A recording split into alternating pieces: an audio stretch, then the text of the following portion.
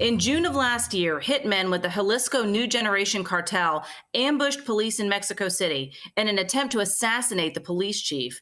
They were armed with a slew of automatic and semi automatic weapons, including caliber sniper rifles and pistols.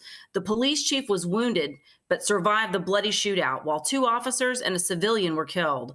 The incident is described in the lawsuit Mexico filed against U.S. gun manufacturers and distributors in Massachusetts federal court. The lawsuit says the companies are not only negligent, but they knowingly, quote, design, market, distribute, and sell guns in ways they know routinely arm the drug cartels in Mexico. The defendants include Smith & Wesson, Barrett, Ruger, Colt, and several others. Drug cartels in Mexico are armed like military special forces, with most of their weapons coming from across the border. The Mexican government is suing for damages in an effort to hold gun makers responsible for the toll the violence is taking on the country.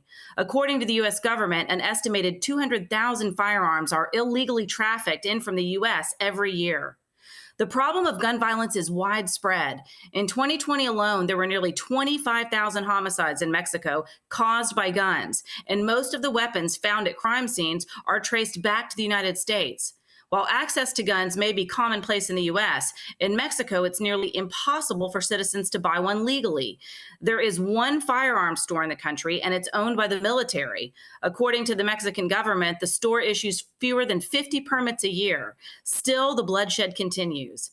The lawsuits give several examples of manufacturers allegedly tailoring products to cartels, pointing to a gold-plated pistol with a Zapata quote, "It's better to die standing than to live on your knees." This was also the same weapon used to murder a Mexican investigative journalist in 2017.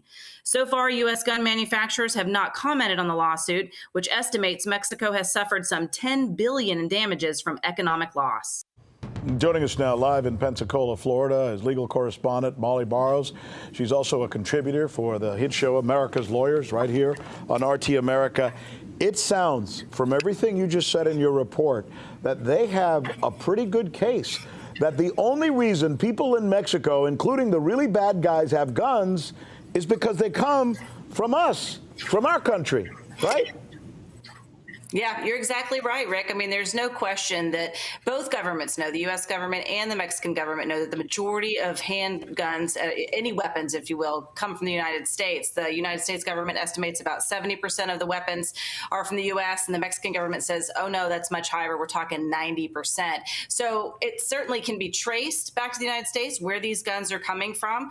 But the real issue is, can they make this lawsuit stick? So it's interesting. You know, the gun industry lobbied hard a number of years ago when they were facing a lot of suits back in the 1990s, Rick, and you probably remember that as well. And in 2005, they were successful in passing the Protection of Lawful Commerce and Arms Act. So that basically gives them blanket protection from lawsuits, the gun manufacturers as well as the dealers, from civil litigation.